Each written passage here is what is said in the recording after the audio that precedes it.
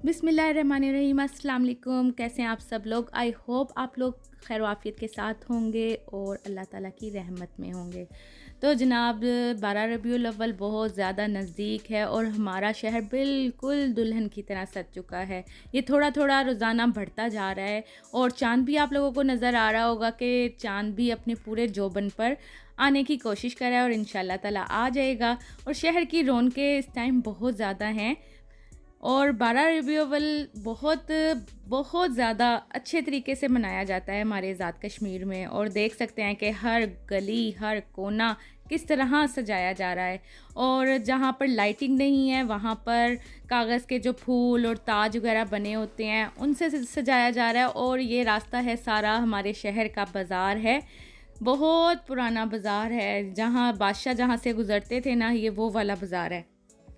तो जनाब यहाँ पे हम लोग में और बच्चे जा रहे हैं अपनी दादी के घर, अपने ताया के घर। दादी का मतलब जो एक्चुअल घर होता है, बड़ा घर जिसमें दादी और दादा की ज़िंदगी गुजरी होती है, सबकी शादियाँ हुई होती हैं, तो वहाँ पर जा रहे हैं। वहाँ पे बड़े ताया रहते हैं, उनके बच्चे हैं, बच्चों के बच्चे हैं, इस तरह जा रहे हैं। और साथ हमारे ओगी भी गया, पहली दफ़ा ओगी ने सफ़र किया और बहुत रात को हमने इंजॉय किया। एक तो रौनक देखी और उसके बाद रौनक देखने के बाद जब उनके घर गए तो वो ओगी साथ गया था, उसकी वजह से बच्चों ने भी खूब इंजॉय किया और हम लोगों ने भी इंजॉय किया।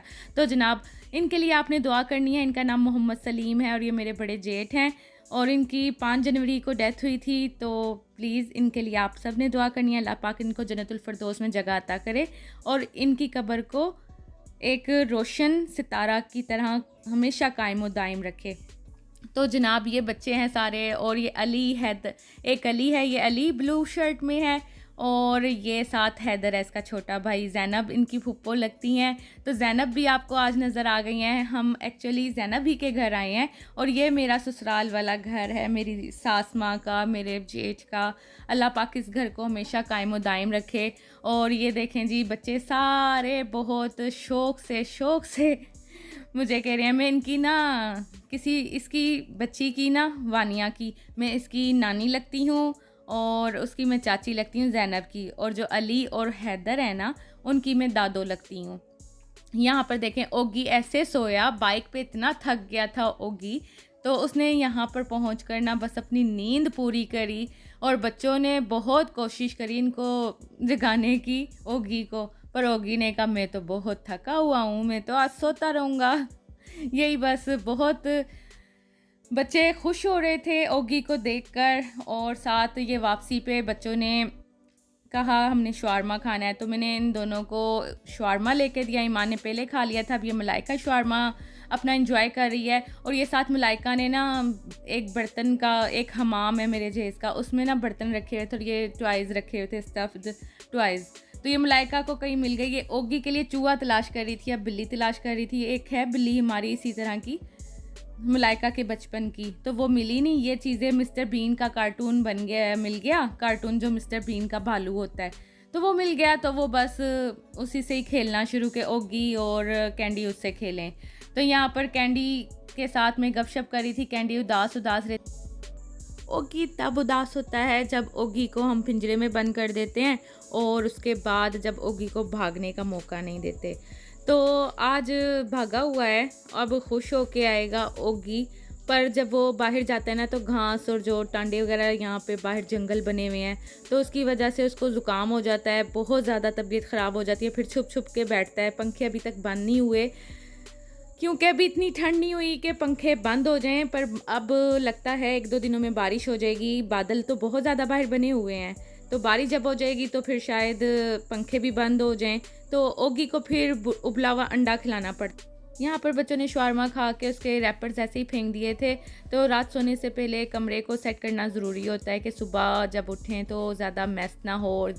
जब ज़्यादा मैस होता है ना, कमरा फैला हुआ होता है, घर थोड़ा सा फैला होता है, तो बहुत ज़्यादा मूड ऑफ हो जाता है। तो जो चावल में पिछली वीडियो जिन लोगों ने देखी होगी उनको पता लग गया होगा कि चावलों के साथ क्या अंजाम हुआ था। 2 दफ़ा चावलों में नमक ऐड हो गया था, तो चावल ज़ाया ना हों, फेंके ना जाएं, तो मैंने ना मसूर की दाल पका ली विदाउट नमक के। फिर भी कोई फ़ायदा नहीं हुआ। मैंने तो थोड़े से 1-2 चम्मच खाए। मेरा ज़्यादा नमक खाने को जब मैं खाती हूँ ना तो मेरा दिल अजीब सा हो जाता है। तो मैंने सिर्फ जो दाल है ना वो चम्मच के साथ खाई। पर शुक्र है अल्लाह ताला का, रात गुज़र गई।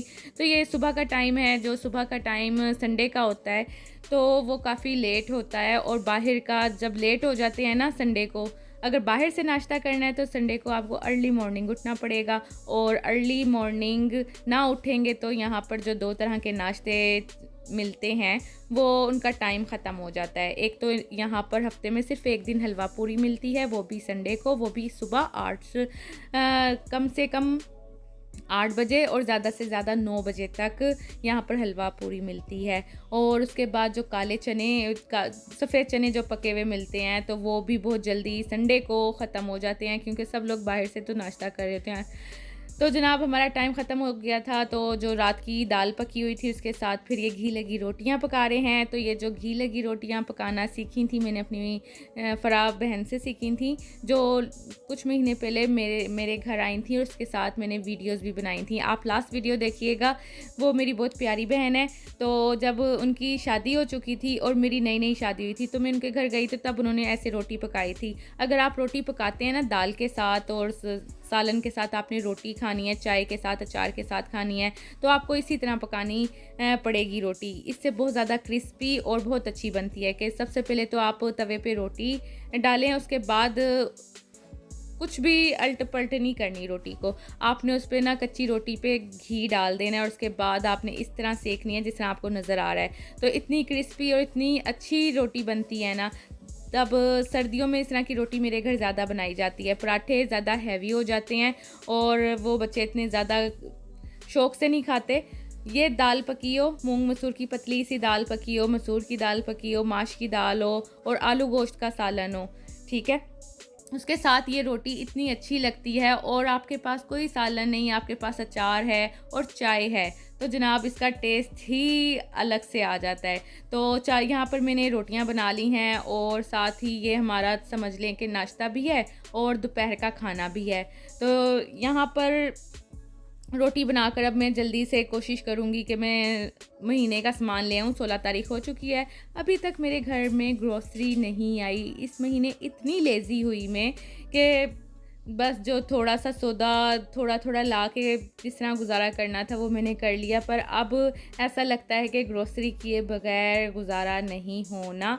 तो आज कोशिश है कि संडे वाले दिन मैं काफ़ी अपने काम समेट लूँ, बाज़ार के जितने भी काम हैं वो कर लूँ, जितनी भी ग्रोसरी आनी है। लहसुन प्याज भी ख़त्म होने वाला है, वो भी आना है, ऑयल भी ख़त्म हो चुका है, चीनी भी ख़त्म हो चुकी है, सब कुछ आने वाला है। तो आज बड़े काम है जनाब जी। वीडियो एडिट करने के बाद, वॉइस ओवर करने के बाद तो सबसे बड़ा काम मेरा यही होगा। और उसके बाद संडे तो पाकिस्तान का वॉशिंग डे होता है औरतों के लिए। संडे को मशीन ना लगे वो घर घर ही नहीं है। संडे को तो लाजमी वॉशिंग मशीन लगती है। ये जी मैं नाश्ता लगाने की तैयारी कर रही हूँ। यहाँ पर दाल भी ली जाएगी और जो सालन था अंडे गंडे का 2 दिन पहले मैंने बनाया था वो भी गर्म कर ली। पर गर्म करने का कोई फ़ायदा नहीं हुआ, उसका टेस्ट बिल्कुल ख़राब हो चुका था। मतलब कि जैसे फ्रिज में रखे हुए सालन की खुशबू हो जाती है और उसमें अलग से फ्रिज का कोई टेस्ट आ जाता है। तो गर्म तो हो गया था पर ये ज़ाया भी नहीं हुआ, क्योंकि जो मेरे घर 2 डॉगी हैं उनको रोटी इसमें शामिल करके दे दी गई थी। अक्सर सालन होता है, चावल होते हैं, कुछ भी होता है, अल्हम्दुलिल्लाह मेरे घर कोई चीज़ ज़ाया नहीं होती, क्योंकि परिंदे भी बेशुमार हैं। जंगल में ही तकरीबन रहते हैं हम लोग। और बिल्लियाँ तो चलें, वो तो एक स्पेसिफ़िक फ़ूड खाती हैं। तो जो कुत्ते हैं और बाहर के परिंदे हैं और उसके बाद साथ वालों के घर बकरियां, गायें वगैरह हैं तो हम उधर भी दे देते हैं, इधर परिंदों को भी डाल देते हैं, उसके बाद अपने कुत्तों को भी देते हैं। तो कोई चीज़ भी ज़ाया नहीं होती। यहाँ पे गर्म करने की मुशक्क़त तो ही, पर गर्म ना भी करते, फ्रिज में रखा रहता और ख़राब होता तो फिर वो कुत्तों को देने के भी काबिल नहीं होता। तो यहाँ पर चाय भी मैं साथ ही नाश्ते के रख दूँगी, कि साथ ही बच्चे चाय पीना पसंद करते हैं। और मैंने तो बहुत मुश्किल से 2 चारण वाले खाए थे। पता नहीं क्यों मेरा दिल नहीं कर रहा था रोटी खाने को। शायद वो खाली ना रस खाने की आदत हो चुकी है चाय के साथ सुबह, और उसके बाद फिर कोई फल फ्रूट हो तो वो खा लेते हैं। तो जनाब एक दफ़ा चाय के साथ गुजारा नहीं होता है। एक दफ़ा चाय पी ली है, इसके बाद फिर नाश्ते के थोड़ी देर के बाद फिर मैंने चाय बनाई थी, उसके क्लिप नहीं मैं बना सकी अपने लिए और चौधरी साहब के लिए। तो यहाँ पर नाश्ता लग चुका है, यहाँ पर हम एंजॉय करेंगे अपने नाश्ते को। तो आप मेरे चैनल को लाइक करें, सब्सक्राइब करें और घंटी के बटन को दबा दें। फिर किसी वीडियो में मिलेंगे। अल्लाह हाफिज़, बाय बाय।